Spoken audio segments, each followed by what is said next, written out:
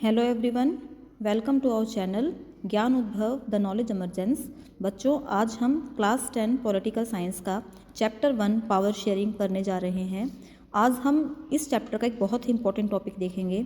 हम देखेंगे कि जो बेल्जियम है उसका एथनिक कंपोजिशन क्या है और बेल्जियम में कैसे अकोमोडेट किया गया डाइवर्सिटी को। तो ये दो टॉपिक बच्चों हम लोग देखेंगे। तो चलो पहला हमारा क्वेश्चन करते हैं कि what is the ethnic composition of Belgium. तो बच्चों ये है आपका बेल्जियम, ठीक है, बेल्जियम कंट्री है। बेल्जियम है वो एक यूरोपियन कंट्री है बच्चों, और इसका जो एरिया है वो हरियाणा से भी कम है। इसकी पॉपुलेशन है वो हरियाणा की पॉपुलेशन से भी कम है। इतना छोटा सा देश है बच्चों आपका बेल्जियम, ठीक है। अब एक और बात कि जो बेल्जियम है वो अपने बॉर्डर्स किस किस से शेयर करता है। तो बेल्जियम के बच्चों नॉर्थ में आपका नीदरलैंड एग्जिस्ट करता है, और यहाँ पर है बेल्जियम जर्मनी से अपने बॉर्डर शेयर करता है, और साउथ में फ्रांस से अपनी बॉर्डर शेयर करता है, और यहाँ पर वो लग्जमबर्ग से अपनी बॉर्डर को शेयर करता है। तो हमने ये भी देख लिया। और ये है आपके बेल्जियम की कैपिटल, और उसका नाम क्या है, ब्रुसेल्स, ठीक है। तो बच्चों यहाँ पर आपने क्या देख लिया, बेल्जियम का मैप देख लिया है कि ये है आपका बेल्जियम। एक और इम्पॉर्टेंट चीज़ रह गई कि बेल्जियम में दो इम्पॉर्टेंट रीजन है बच्चों, ठीक है। ये है आपका फ्लेमिश रीजन और ये है आपका वलोनिया रीजन, ठीक है बच्चों। चलो अब हम करते हैं इस क्वेश्चन को डिटेल में कि बेल्जियम है वो क्या है, एक स्मॉल कंट्री है यूरोप में, ठीक है भाई। यूरोप की एक स्मॉल कंट्री है। आपको टेस्ट में ऐसे ही लिखना है बच्चों। आपको ना जब क्वेश्चन अटैम्प्ट करना है तो पॉइंट्स में अटैम्प्ट करना है। तो बेल्जियम है वो एक स्मॉल यूरोपियन कंट्री है। उसका एरिया है वो हमारा जो इंडियन स्टेट है उसके हरियाणा से भी क्या है, स्मॉलर है, उससे भी छोटा है। और उसकी पॉपुलेशन है वो अराउंड 1 करोड़ है, और हरियाणा की पॉपुलेशन की हाफ। इस तरह से वो आपको गाइड कर रहा है। फिर दूसरी बात जो हमने वहाँ पे देखी थी मैप में कि बेल्जियम है वो अपनी बॉर्डर शेयर करता है फ्रांस से, नीदरलैंड से, जर्मनी से और लग्जमबर्ग से, ठीक है। और नेक्स्ट पॉइंट कि जो बेल्जियम है उसकी जो एथनिक डाइवर्सिटी है वो बड़ी ही कॉम्प्लिकेटेड है। अच्छा, अब एथनिक क्या होता है बच्चों कि एक कंट्री की सोसाइटी को हमने डिवाइड किया, और किस आधार पर डिवाइड किया, उनके शेयर्ड कल्चर के आधार पर डिवाइड किया, ठीक है। और जो लोग, जिन लोगों का कल्चर सेम होता है वो अपने आप को कैसे बिलोंग करते हैं, वो कहीं ना कहीं समानता देखते हैं आपस में, ठीक है। उनके फिजिकल टाइप और उनके कल्चर में एक ग्रुप के लोगों के जो कल्चर है, उनकी फिजिक है, उसमें क्या देखने को मिलती है, हमें समानता देखने को मिलती है। तो बेल्जियम है उसमें क्या है, उसके एथनिक ग्रुप में क्या है, बड़ा ही कॉम्प्लिकेटेड सिस्टम है बेल्जियम का एथनिक ग्रुप। अच्छा बच्चों, क्या फिर हमने क्या देखा था कि बेल्जियम में 2 रीजन है, एक तो है आपका फ्लेमिश रीजन और एक है आपका वलोनिया रीजन, ठीक है। तो जो आपका फ्लेमिश रीजन है उसमें 59% जो लोग हैं वो डच भाषा बोलते हैं, ठीक है। मतलब जो बेल्जियम है उसकी मेजॉरिटी ऑफ पीपल, पॉपुलेशन 59% के अराउंड लोग डच भाषा का प्रयोग करते हैं।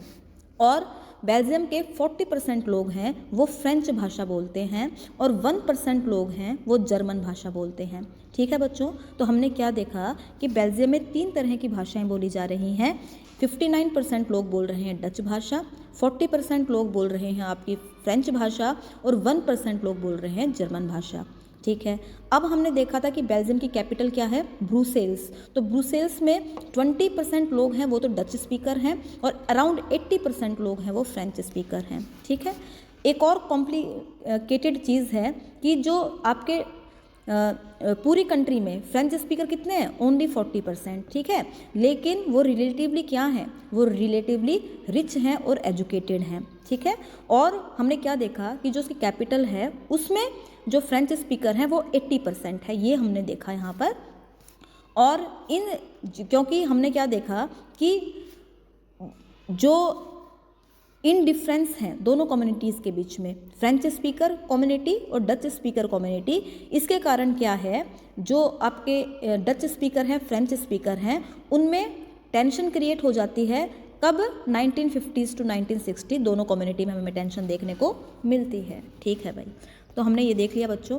अब हम देखेंगे कि अगर इतनी सारी टेंशन्स थी दोनों कम्युनिटी के बीच में, तो फिर उसको सॉल्व कैसे किया गया, बेल्जियम में कौन सी पद्धति को अपनाया गया ताकि क्या रहे देश में शांति बनी रहे। तो बेल्जियम ने एकोमोडेटिंग पॉलिसी को अपनाया, ठीक है, उसने एकोमोडेट किया दोनों कम्युनिटी को।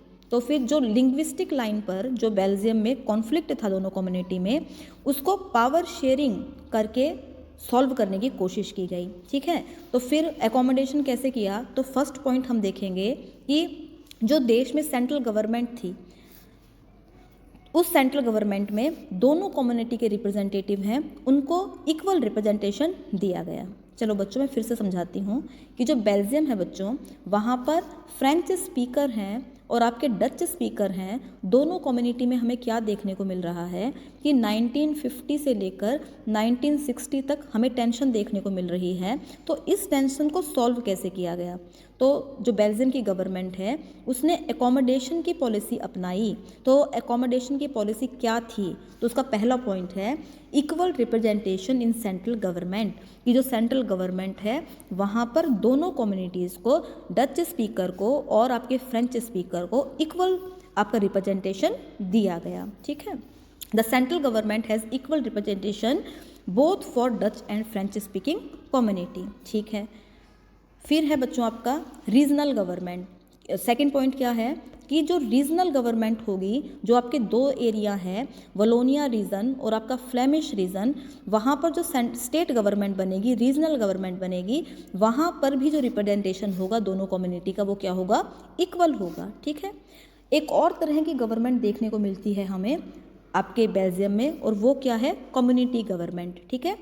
एक और तरह की गवर्नमेंट होगी बेल्जियम में rather than central government and state government, और वो क्या होगी आपकी कम्युनिटी गवर्नमेंट। कम्युनिटी गवर्नमेंट क्या होती है कि हर कम्युनिटी के लोग हैं वो अपनी एक सरकार बनाएंगे, और वो जो कम्युनिटी गवर्नमेंट बनेगी वो लोगों की कल्चर के लिए, एजुकेशन के लिए और लैंग्वेज के लिए रूल्स बनाएगी, और वो रूल कम्युनिटी के हर मेंबर पर अप्लाई होगा, चाहे वो देश में कहीं पर भी रहता हो, ठीक है। अब हमने देखा कि, और आपका एक और पॉइंट है बच्चों कि जो आपका जो कैपिटल सिटी है, कैपिटल सिटी क्या है, ब्रुसेल्स। ब्रुसेल्स में भी एक और गवर्नमेंट होगी, एक तरह की गवर्नमेंट होगी, और वहाँ पर भी जो आपके फ्रेंच स्पीकर हैं, डच स्पीकर हैं, उनका रिप्रेजेंटेशन क्या होगा, इक्वल होगा बच्चों, ठीक है। और आपका जो बेल्जियम है बच्चों, वहाँ पर आपका 1972 बेल्जियम में बच्चों जो कॉन्स्टिट्यूशन है उसमें 1970 से लेकर 1993 तक 4 बार अमेंडमेंट किया गया, और उनके द्वारा ये सारी प्रक्रिया स्थापित की गई, ये सारे सुधार किए गए, ठीक है। कौन से सुधार किए गए आपके संविधान में चेंज करके, एक तो सेंट्रल गवर्नमेंट है, वहाँ पर दोनों कम्युनिटी के रिप्रेजेंटेटिव इक्वल होंगे।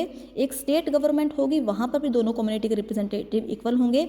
एक आपका कैपिटल सिटी ब्रुसेल्स में गवर्नमेंट होगी, उसमें भी दोनों कम्युनिटी के जो आपके मेंबर हैं वो इक्वल होंगे। एक कम्युनिटी गवर्नमेंट होगी कंट्री के अंदर, जो कम्युनिटी के हर व्यक्ति के लिए रूल बनाएगी। तो बेल्जियम का मॉडल बच्चों इतना आदर्श मॉडल था, एकोमोडेशन मॉडल, कि जो बेल्जियम है उसमें यूरोपियन यूनियन का हेडक्वार्टर भी बनाया गया है। इस तरह बच्चों जो बेल्जियम रिलेटेड जितने भी क्वेश्चन थे चैप्टर 1 में वो मैंने आपको करवा दिए हैं। वीडियो को ध्यान से सुनना, कोई प्रॉब्लम हो तो मुझसे पूछना। थैंक यू बच्चों।